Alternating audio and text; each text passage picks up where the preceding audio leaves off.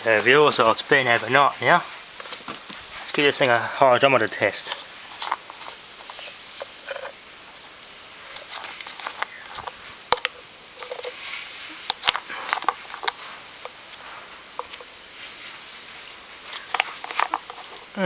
All cells seem to be bubbling pretty good, so I did test this before yesterday. I didn't get it on video though. And it was about 1125 in the recharge, so anywhere above there or there, the battery's gone. But in this region, it's usually pretty good. So let's see what it measures now after 24 hours in the desulfator.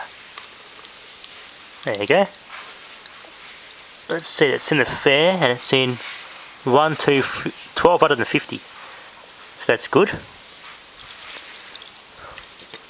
The little green at the bottom here is the good. The battery is means it's fully charged and in good condition. That's about just touching 1225. This actually measures the density of the acid.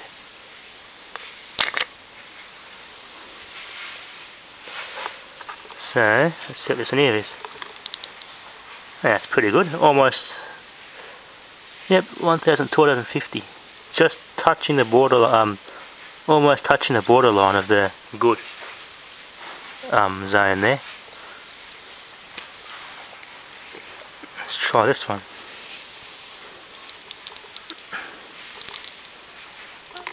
Okay, that one then might need a bit more. That's 1225. You see how dark the acid is. That's all the lead sulfate being freed up. That's about 1250.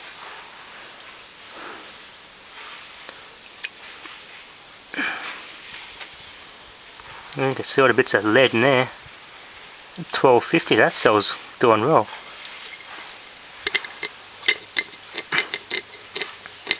Alright, see how much longer I can leave this. Might leave it till come back another 24 hours, so leave it overnight again and come back tomorrow. It should improve even more. And test in the good zone here, which would be 1275 to 1300. As you can see here, we've got good, so that's where we want to aim for, to have this battery in good spirits. So we'll put these lids back on and wash our hands, because yeah, it is sulfuric acid, this stuff that you're working with, so gotta be quick.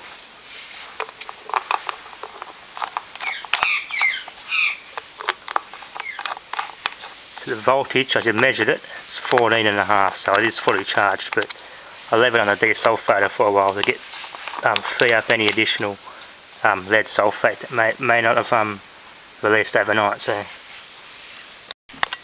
viewers, I'll just back off this cheap iron. The cord is mainly of interest to me. It's a reasonably good quality QIAOPU Kyopu Chinese cord. The plug's not really, yeah, it could be better, but the cord itself's nice, so nice cloth covered. As soon as I took the back off it, I realised how cheap and nasty this thing is. We've got a split here in the active cord. They've caught it on something and cut it as they assembled the iron, and yeah, there's a split down the active there, and there's some wire exposed. So that's not very safe. This thing is supposed to pass our safety approval board. If I can get these screws off, I should be able to remove this cord. I might undo that. A little cable holder here.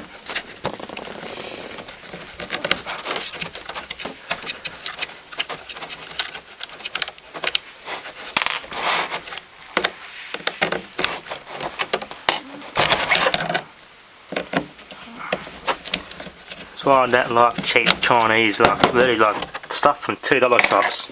Little stuff like this, convenience items, because they're not very good quality.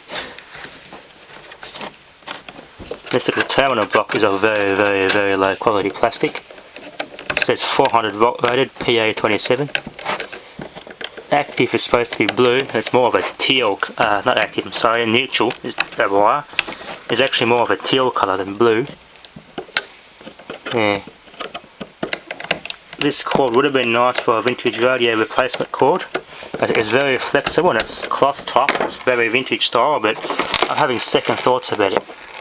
It's not very good quality. KUNSHAN is a manufacturer. 200 and 300 volt rated. Say Kunshan or something. Kunshan, or I don't know how the hell to pronounce that. You see how the cord's been moulded here. There's a bit of a defect where it's split and some of the wires are exposed and even broken. It's 1000 watt iron, so putting a kilowatt through a damaged cord is not really a good idea. And this country has some of the safest bloody electrical standards in the world, and yet they allow this sort of crap in. So I'm going to investigate this further. So I'm going to pull these bottom screws out and see how what the wiring's like inside here. The brand, I don't know what brand it is. Just some cheap nasty thing. Just says steam iron, made in China, that's it. So it's a generic thing bought from a $2 shop. Even the base here, the element is very crude. Not polished or painted, or no non-stick on it, nothing. Let's open this up.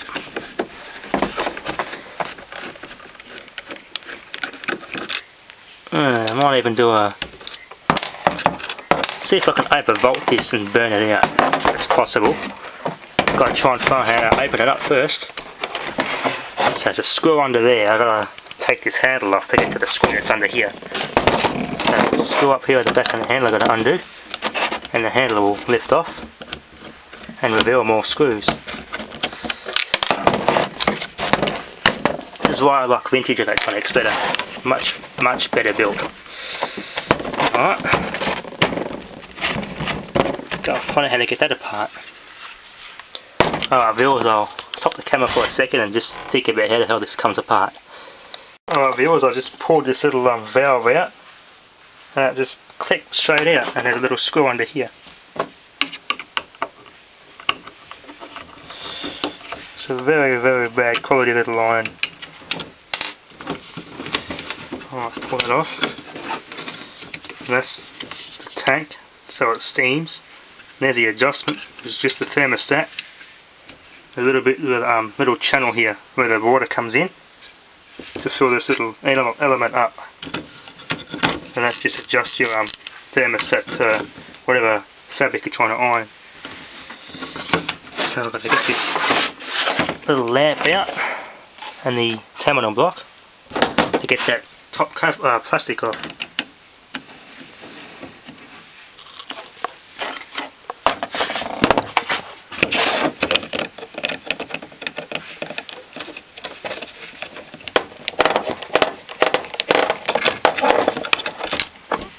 It's off. And I've got to undo these screws to get the heating element off the bottom assembly. Let's see how brand this terminal block is.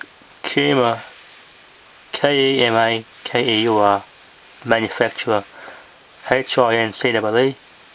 You see, it's got all these bloody certified things on it. Just, yeah, low quality stuff.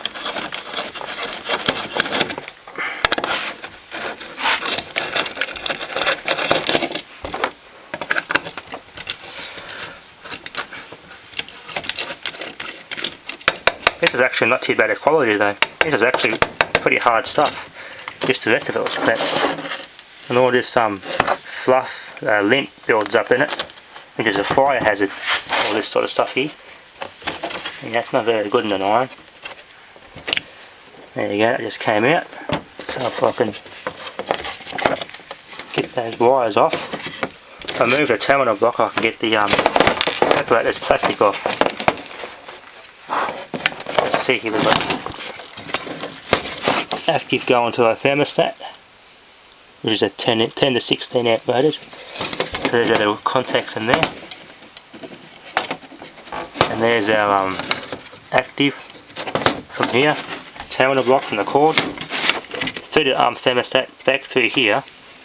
There's blue wire to active to our I think that goes to that little lamp there, tells you when this element's on.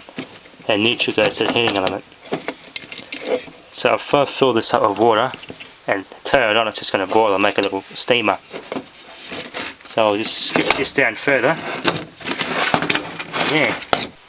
Alright viewers, I'm going to use the base over here. Here's our wires, just active in, neutral in, and they're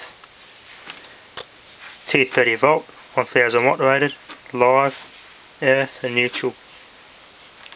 So if I can hardwire this, I should be able to just plug it straight in and just see how hot it can get. I'll do that in another video they say.